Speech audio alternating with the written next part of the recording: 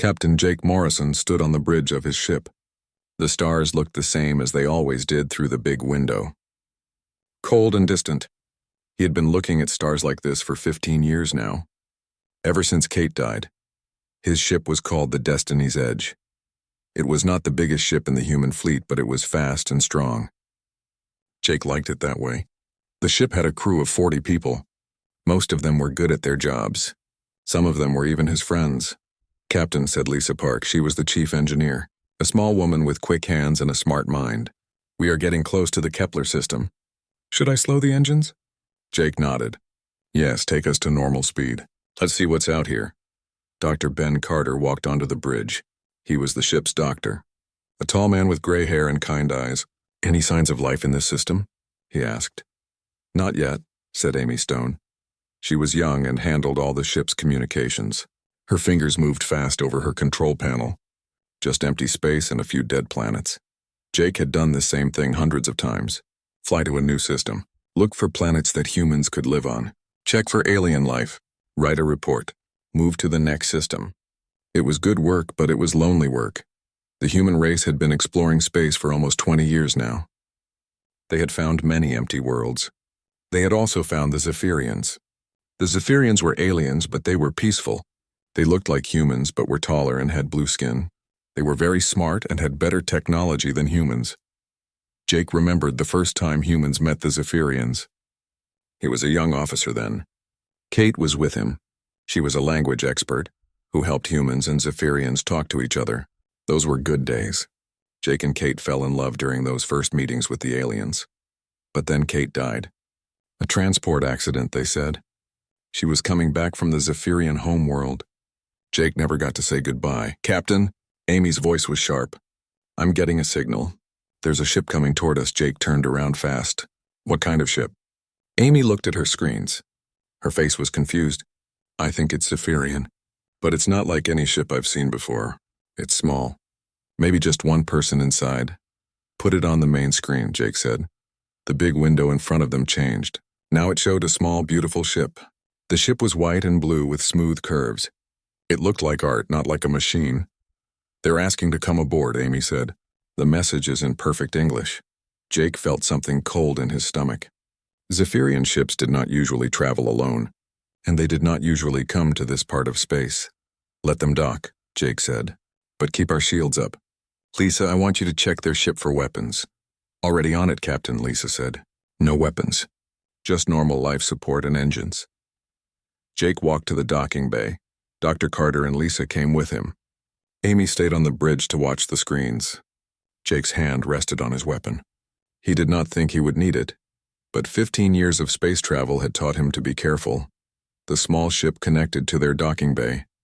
There was a soft sound as the air systems linked up. Then the door opened. A woman stepped out. Jake's weapon fell from his hand. It hit the floor with a loud clang. The woman looked exactly like Kate. Same brown hair, same green eyes, same smile. She wore strange clothes that looked like a Zephyrian princess might wear, blue and silver fabric that seemed to shine with its own light. Hello, Jake, she said. Her voice was Kate's voice. Exactly the same. Dr. Carter stepped forward. That's not possible, he said softly. The woman looked at Dr. Carter. You must be Ben. Jake told me about you. You fixed his broken arm when he fell off that ladder on Mars Station? Dr. Carter's face went white. That accident had happened 12 years ago. Before he ever met Kate, who are you? Jake asked. His voice sounded strange to his own ears. The woman stepped closer. I am Princess Lyraeth of the Zephyrian Empire, but I am also Kate Morrison, your wife.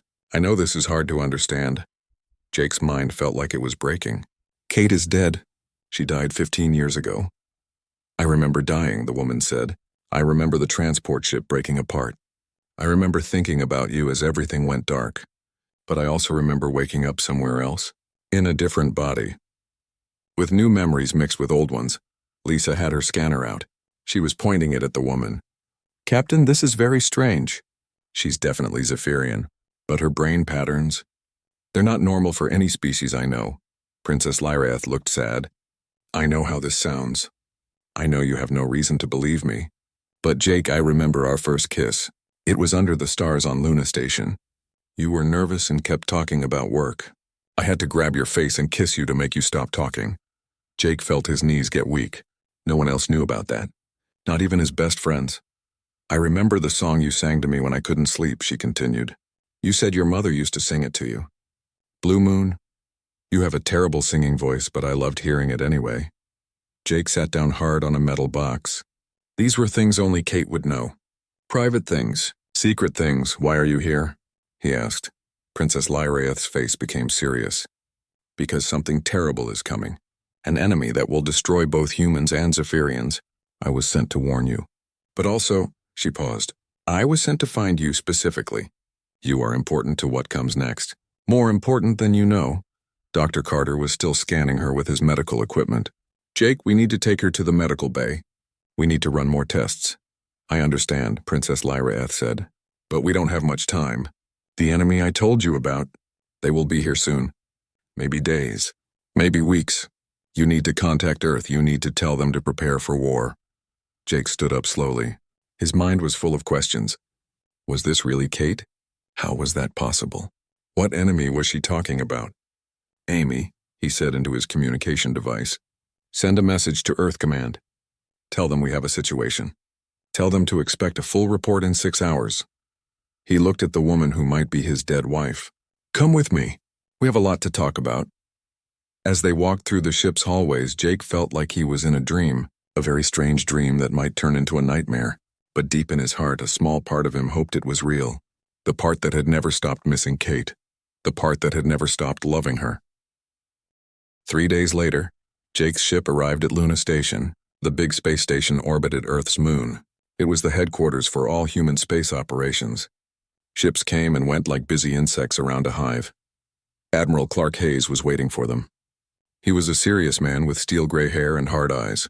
Behind him stood Dr. Susan Wright, the best alien expert the humans had. Captain Morrison, the Admiral said, bring your passenger to Conference Room 7. We have many questions.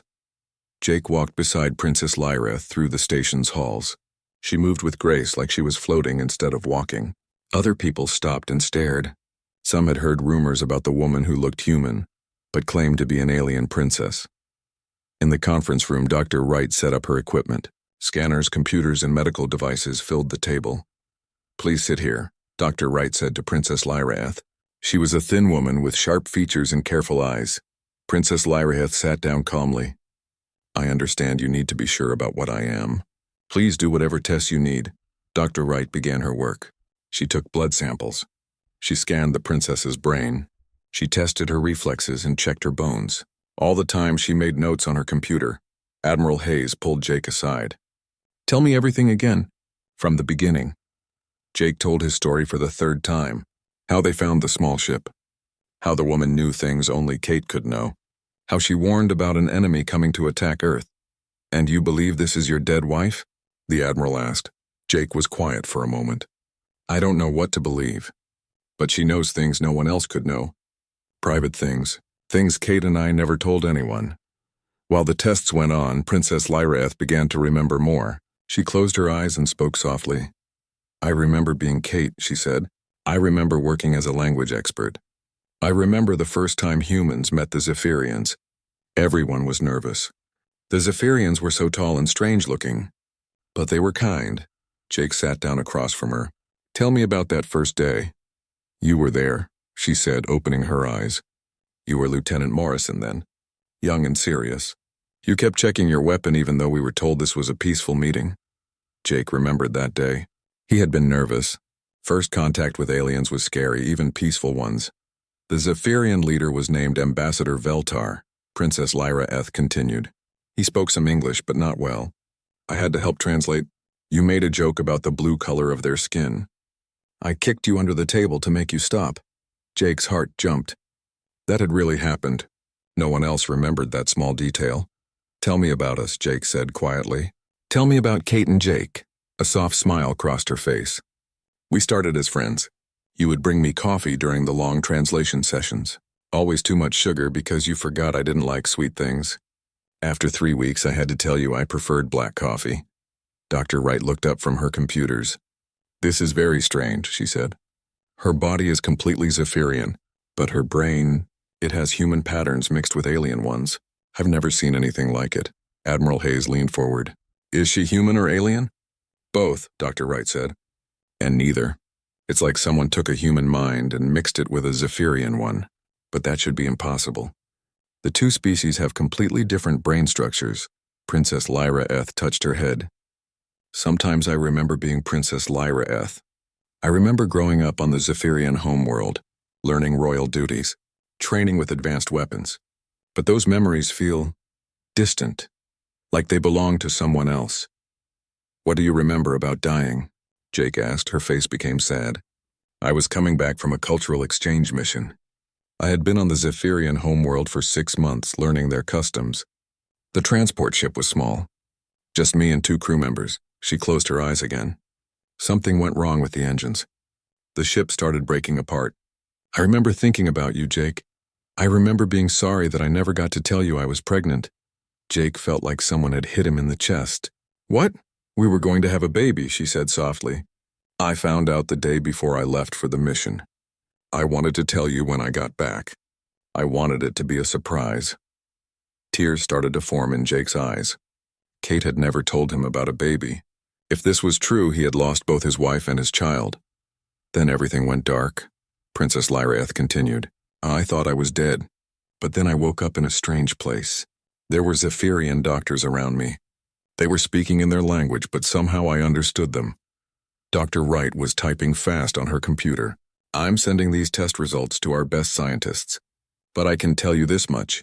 She's telling the truth about being both human and Zephyrian. The question is how that's possible. Admiral Hayes stood up. What about this enemy you warned us about? Tell me about them. Princess Lyra Heth's face became serious. They call themselves the Devourers. They travel from system to system, destroying every living thing they find. They use the destroyed planets to build more ships. How do you know about them? The Admiral asked. The Zephyrians have been fighting them for over 100 years, she said. Always losing ground. Always running. That's why they were so happy to meet humans. They hoped we could help each other. Jake felt cold. Why didn't they tell us about this enemy before? Because they hoped the Devourers would never find this part of space, Princess Lyraeth said. But they were wrong. The enemy found us. Both humans and Zephyrians. Dr. Wright looked at her screens. According to these tests, she's not lying. Her brain patterns show she believes everything she's saying. Admiral Hayes walked to the window. Outside, Earth hung in space like a blue and white ball. How long do we have? Not long, Princess Lyraeth said. Maybe weeks. Maybe days. The Devourers move fast when they find new prey. Jake reached across the table and took her hand. It felt warm and real. If you're really Kate, then why don't you remember everything? Why are some memories missing? She squeezed his hand. I think something was done to my mind.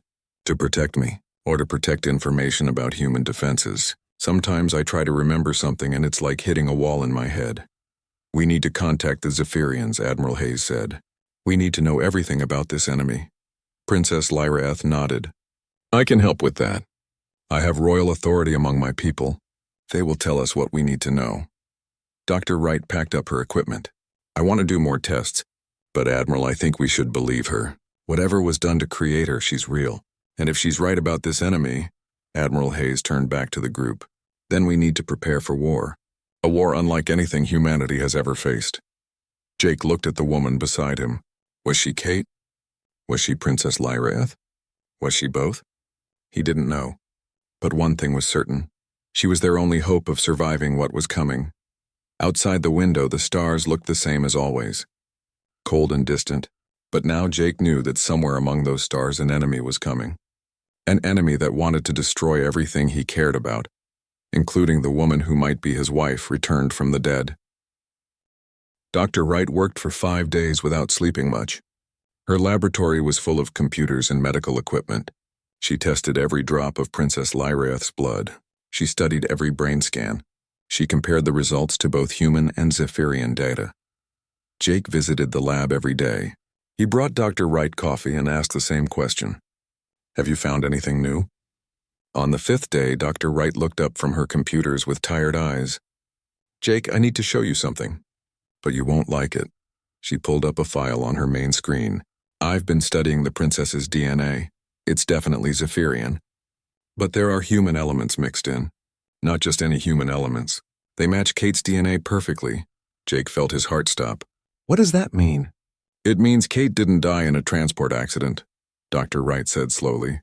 Something else happened to her. Something the Zephyrians haven't told us about. Admiral Hayes walked into the lab.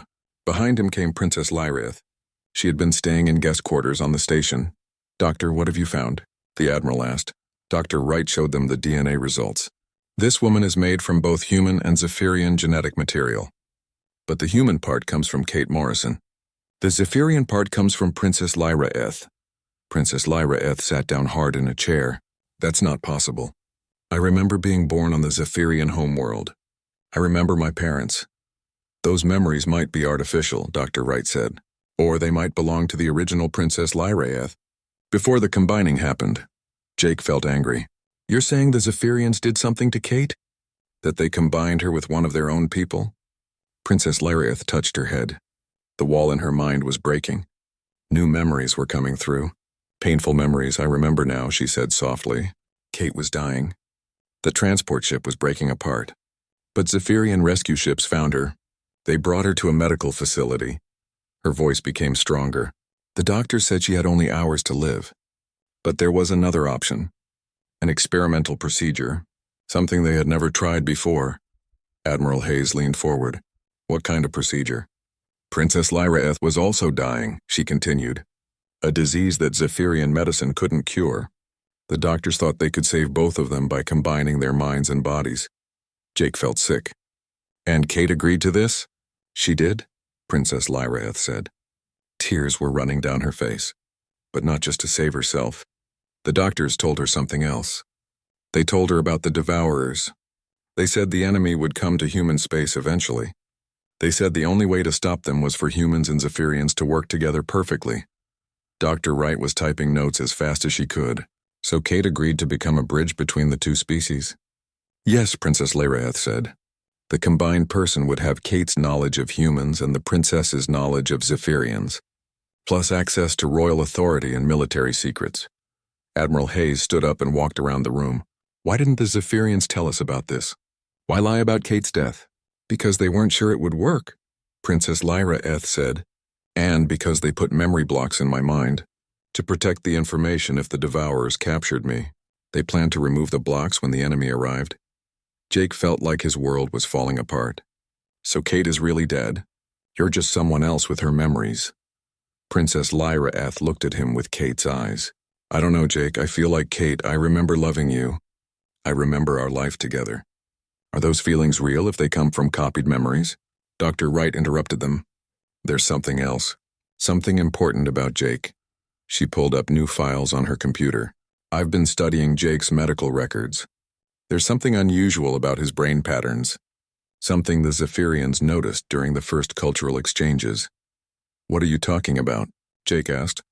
Your mind has a rare pattern, Dr. Wright said. Less than 1 in a million humans have it. It makes you immune to certain types of mental control. Admiral Hayes looked interested. What kind of mental control? Princess Lyrith gasped. The Devourers. They control other beings by taking over their minds. But Jake would be immune to that, Dr. Wright nodded.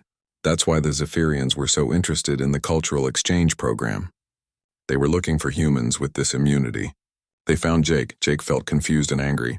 So everything was a lie? My relationship with Kate? Her job as a translator? No, Princess Lyrith said firmly. Kate really loved you. I can feel it in these memories. The love is real even if everything else was planned. Admiral Hayes was thinking hard.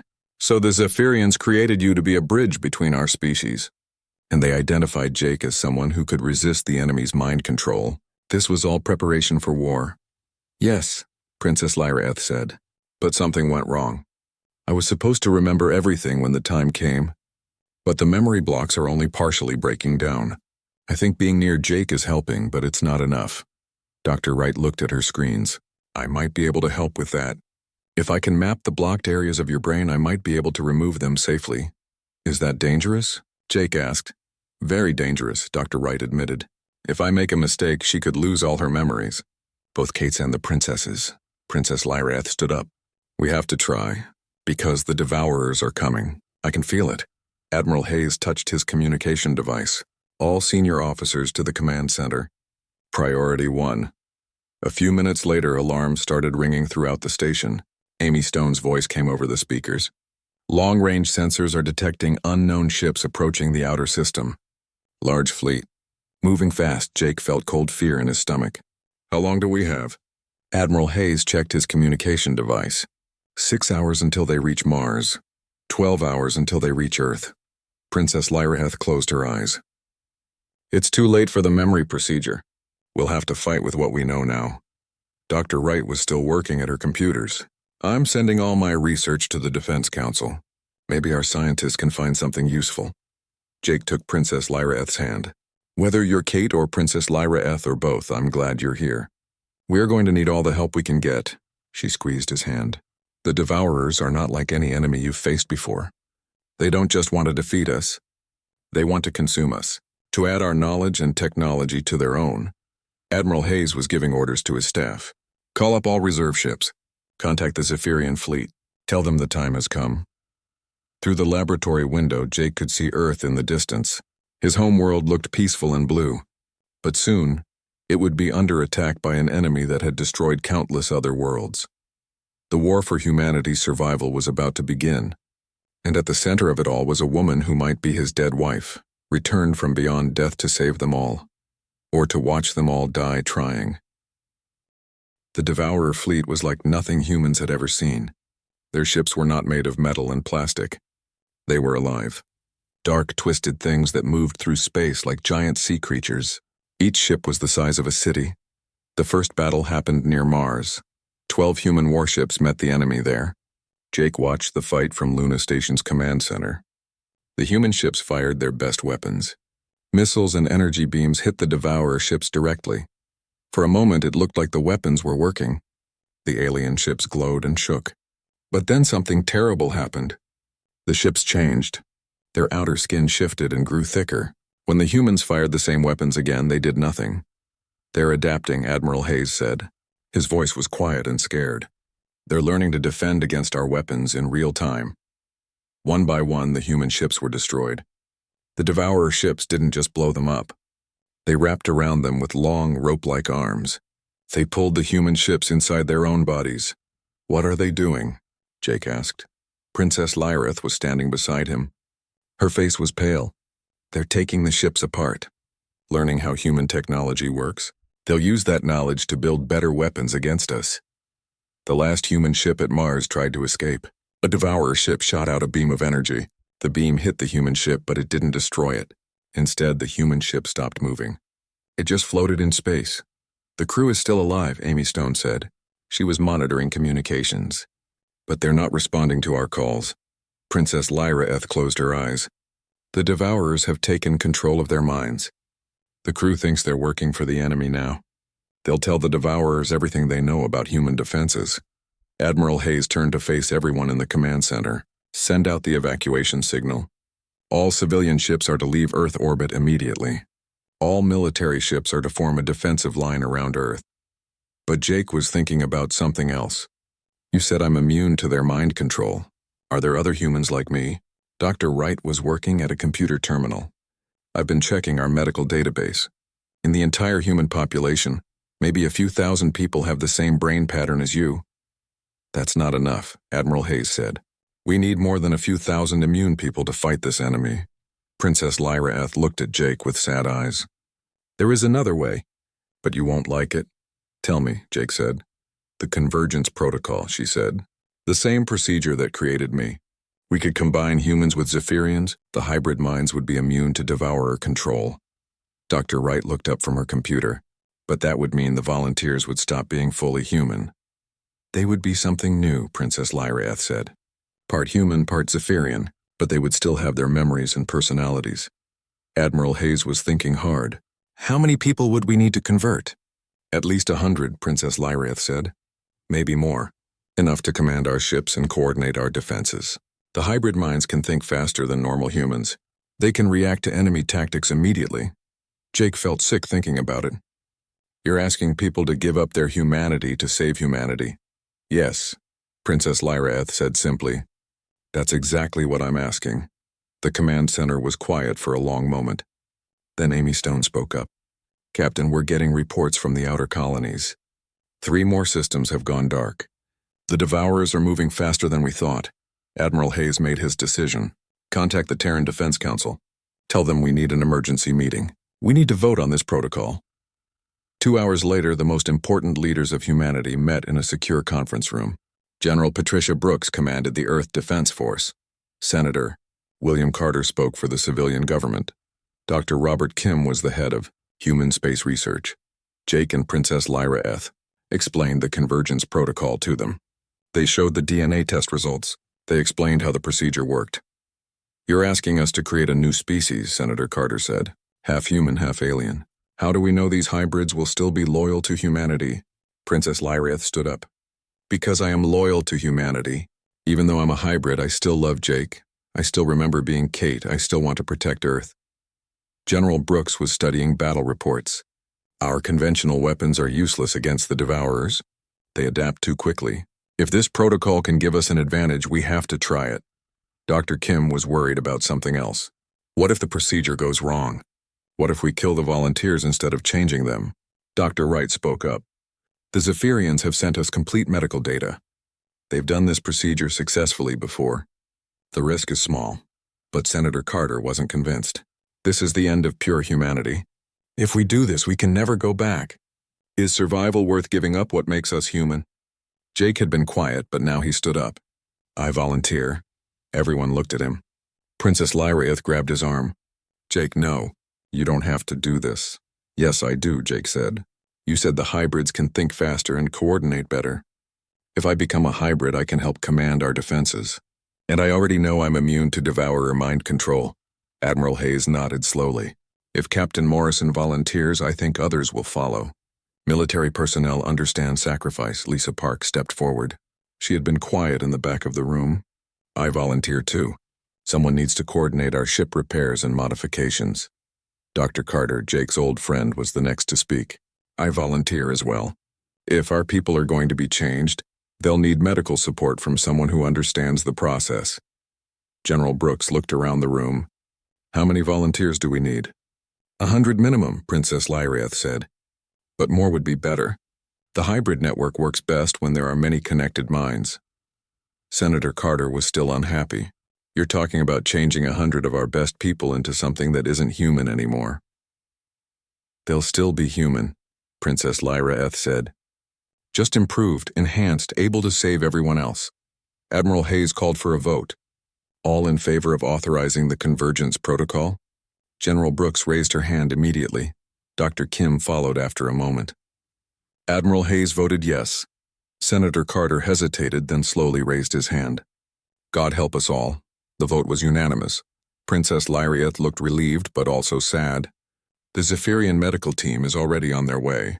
They'll be here in 6 hours. Jake squeezed her hand. Will I still be me? You'll be you, she said. But you'll also be more than you. You'll be connected to the hybrid network. You'll be able to coordinate with others instantly, and you'll have access to Zephyrian tactical knowledge. Amy Stone's voice came over the intercom. Admiral, we're detecting more Devourer ships entering the system. They'll reach Earth in 8 hours. Admiral Hayes stood up. Then we better work fast. Dr. Wright, prepare the medical bay. General Brooks, start selecting additional volunteers from your best officers. Jake looked out the window at Earth one more time. In a few hours, he would no longer be fully human. But maybe if they were lucky, Earth would still be there for future generations. Even if those generations would be something new, something that had never existed before. Something that might be humanity's only hope for survival. The convergence protocol changed everything Jake thought he knew about being human. When he woke up from the procedure, the world looked different. Colors were brighter, sounds were clearer, but the biggest change was in his mind.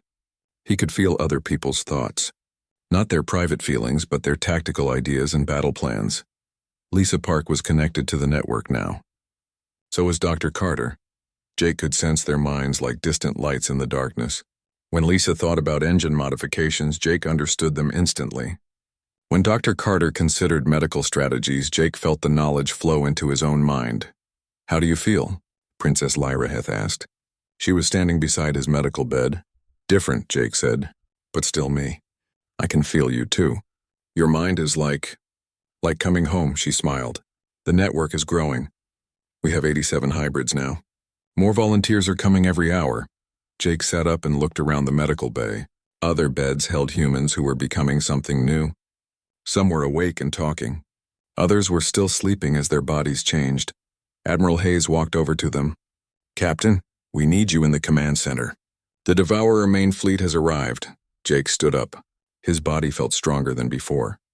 Faster. When he moved, it was like his muscles knew exactly what to do without him thinking about it. In the command center, the situation was bad. The enemy had over 200 ships.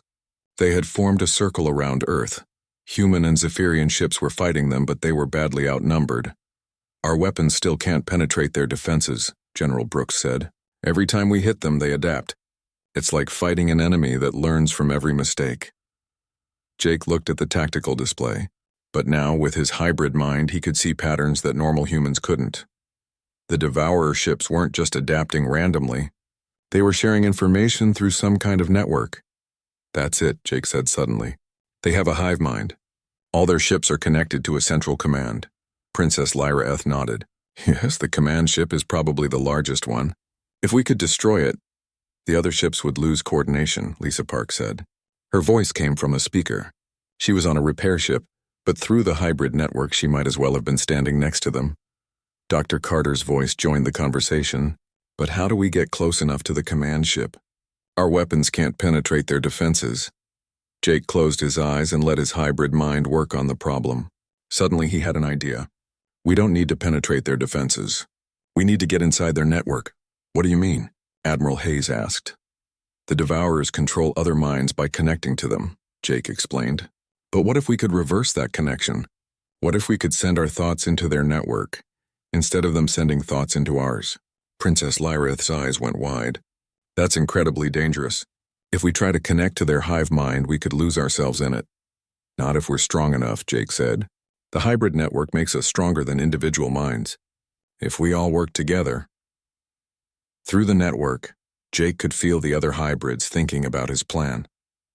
Lisa was calculating technical requirements. Dr. Carter was considering the medical risks. Others were analyzing battle tactics. In less than a minute, they had a complete strategy. It could work, General Brooks said, but someone would have to get very close to the command ship. Close enough to establish a mental connection? Jake was already walking toward the door. I'll take a small ship. Something fast that can avoid their weapons. I'm coming with you, Princess Lyra said. No, Jake said firmly. You need to stay here and coordinate the network. If something happens to you, we lose our connection to the Zephyrian tactical database. She grabbed his arm. Jake, if you die out there, I'll lose you again. I can't handle that. He touched her face gently. I'm not going to die. And even if I do, you'll still have Kate's memories. You'll still have the love we shared. The hangar bay was busy with activity. Technicians were loading a small fighter ship with special communication equipment. The ship was fast but lightly armed. Its only job was to get Jake close to the enemy command ship. As Jake climbed into the pilot's seat, he felt the hybrid network supporting him.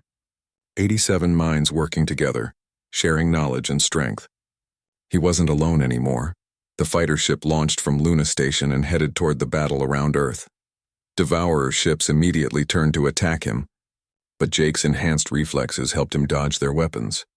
Through the network, Lisa was feeding him real-time data about enemy movements.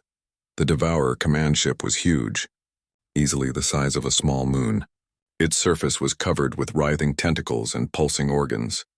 It looked more like a living creature than a machine. As Jake got closer, he could feel the enemy hive mind pressing against his thoughts. It was trying to take control of his brain, but his immunity protected him. Instead of being controlled, he could sense the structure of their network. I'm in position, he said into his radio, beginning the connection attempt.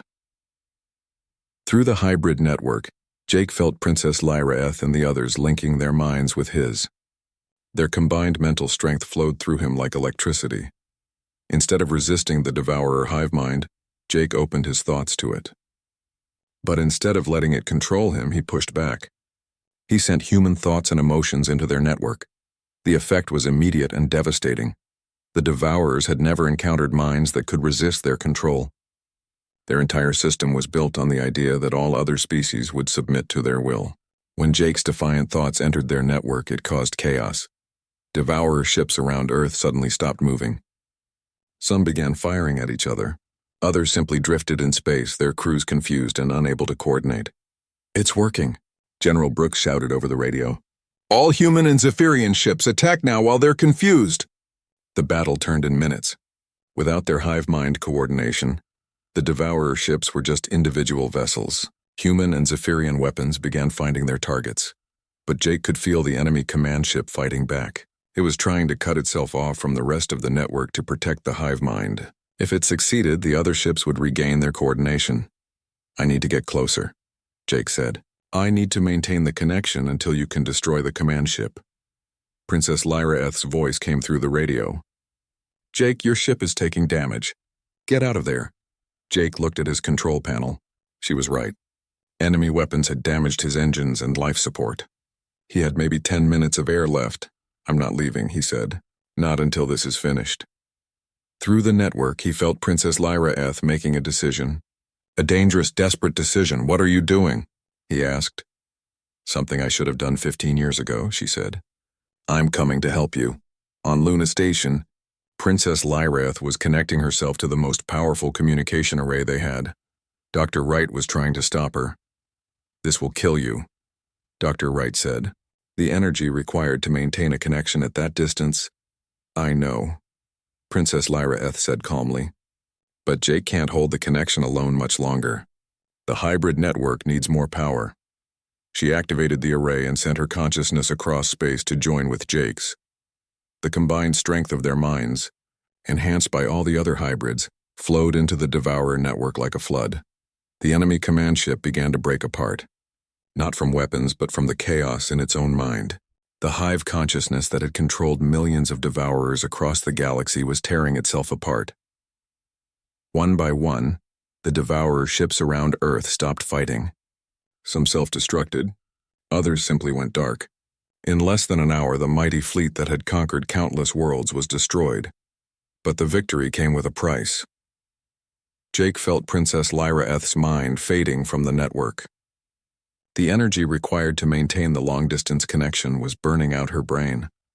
"Stay with me," he said into the radio. "We won, it's over." "I know," her voice was weak but happy. "Jake, I need you to know something. Whether I was Kate or Princess Lyra-Eth or both, the love was real. It was always real." "I love you too," Jake said. "Both of you. All of you." Her presence in the hybrid network grew dimmer and dimmer, until finally it disappeared completely. Jake's fighter ship was rescued by a human cruiser. When he got back to Luna Station, he found Dr. Wright standing over Princess Lyra-Eth's body. She looked peaceful, like she was sleeping. "I'm sorry," Dr. Wright said. "She saved us all, but the strain was too much." Jake knelt beside the medical bed and took her hand. It was still warm. In his hybrid mind, he could feel something new. Princess Lyra-Eth was gone, but she had left something behind. Kate's memories passed through the network before she died. Now Jake carried them both. His wife and the alien princess who had saved 2 worlds. 1 year later, Earth was rebuilding. The hybrid network had become the foundation of a new civilization. Humans and Zephyrians worked together more closely than ever before. The volunteers who had undergone the convergence protocol served as bridges between the 2 species. Jake commanded a new exploration fleet. Ships crewed by both humans and Zephyrians, searching for other species that might need protection from threats like the Devourers. Because Princess Lyra-Eth had been right about one thing. The Devourers had been running from